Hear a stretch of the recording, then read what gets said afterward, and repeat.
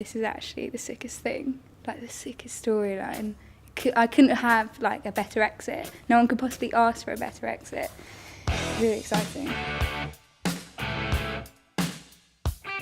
I came in with 3 big stories I wanted to tell.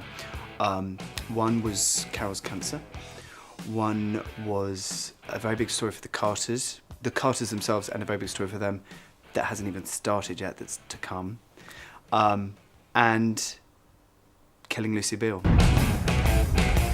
And the reason for it was because the Beales are the first Eastenders family. In my head, they're the successors to the Fowlers. They also are part of the Fowlers. So for me, in this year, building up to the 30th anniversary of the show in February next year, I wanted a big, epic story that put the Beales at the centre of the show, that put Ian, the show's only original character, at the centre of the show. We were filming Christmas dinner at the Mitchells, and you could see various phones going off and people having a sly little look, because we're not supposed to have our phones on set, having a sly little look. You could see that sort of like moment's thought of, oh, what have I done? And then I sort of looked around, I could see it was the whole family, so I thought, oh, that's looking like a storyline. And sort of Dom obviously went and told Hetty first, which had to. And then we all sort of like went up there individually and found out what was going to be happening. When he told me, though, I was sort of unable to process what he was saying because of the initial shock. I was surprised, to be honest, because I just didn't see it coming at all. I sort of just made sure he was sure that he was doing the right thing and everything, and he started explaining all the reasons behind it and everything, and I thought, you know what, yeah, this is going to be massive. Obviously, when I got told that I was going to die or get killed, Dom said, like, how do you feel about playing dead? And I was like, yeah, it's fine. Like, it's going to be absolutely fine. I just fall asleep. But it was actually genuinely probably one of the hardest things I've had to do here because it's so morbid. I think Hetty found it really difficult, actually. She was very nervous about being a corpse, which is interesting because, you know, you have to be still. And I think she found that, you know, difficult. And although it was a nice sunny day, it wasn't that warm. So, you know, I think you're anxious and worried about keeping warm, not shivering, being still, not blinking, not swallowing, not breathing, you know, and all of that. And I think it's quite a difficult thing for an actor to do. It sounds bizarre. It should be the easiest thing in the world, but actually, you know, you try lying really, really still for half a minute or however long a camera's on you, and not being. And of course, it's like not laughing in church, isn't it? The minute you think, oh, I mustn't laugh, you do. So, I think she found it quite difficult. When Ian sees Lucy for the first time and I get revealed through the curtains, and they told me, they were like, the first time that Adam's actually going to see you is the first and only take that we're going to do. So I panicked and I went into like almost like a panic attack because during the filming, when they said action, my eyes just kept quivering and I couldn't stop them. It was uncontrollable and my palms were sweating and I was like, oh my gosh, I'm literally macking up the scene so much to him right now, and they didn't do another take, and I was like, no. I tried to keep all the big emotional scenes as real as possible by not doing too many takes on them and just allowing that first instinctive take to be the one that we predominantly use. So I know she was that was her first experience of doing it. But so by the time we got to the common, I think she was less stressed about it.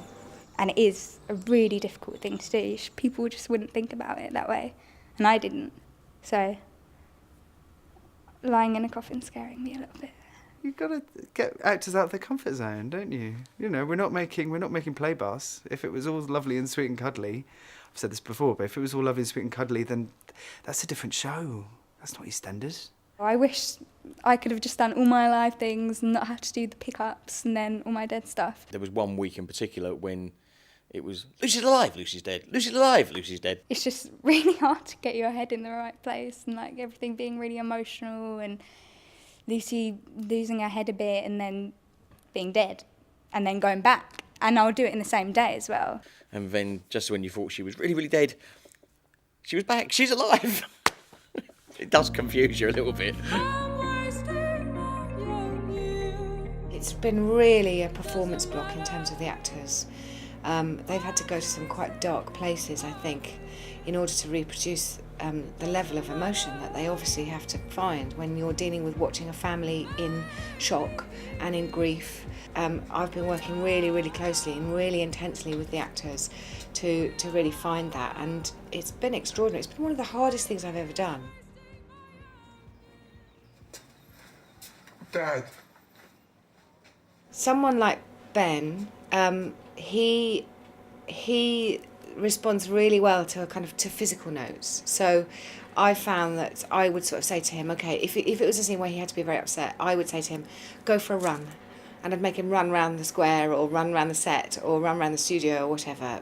And then just before we went into a take, you know, he'd literally land on set and then we'd call action. So he'd sort of like be all hyped up and agitated. It worked. He came back at one point, I sent him back out. Whereas Adam doesn't need to be told to go for a run. He can just, you know, he's got it all there.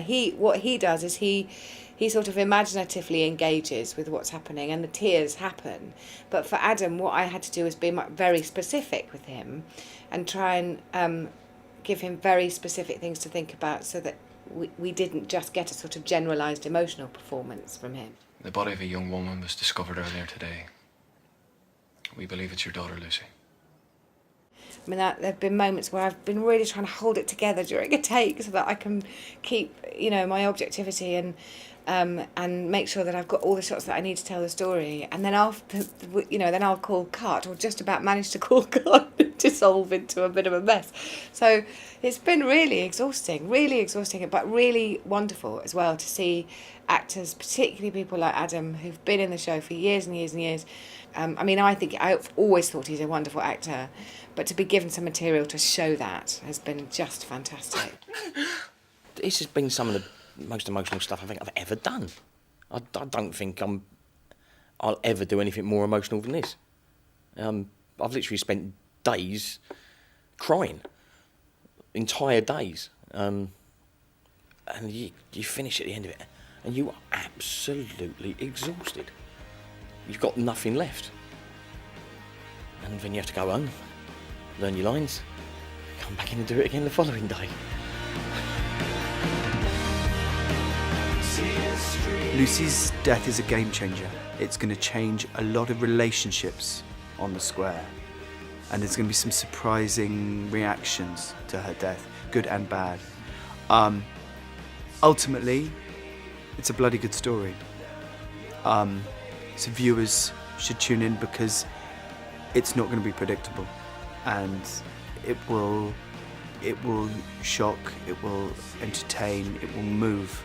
More than anything, I think this isn't a story that's come from here, this is a story that's come from here. Before you even ask, no, I haven't got a clue. I do not know who did it. You know, there are various people that they're kind of putting into the frame, but as to who's actually done it, I've got no idea. Only a handful of us know who did it. We do know who did it. Can I ask and can I speculate and will you tell me? And he was like, we probably won't tell you, but you can guess at the end. Just wait till we finish our meeting. And then I was like, okay, can I guess now? So yeah, hang on. I do know one thing. Yeah, forgot that. Yeah, there is one small-ish thing. Oh. Very clever. And I was like, Who didn't do it?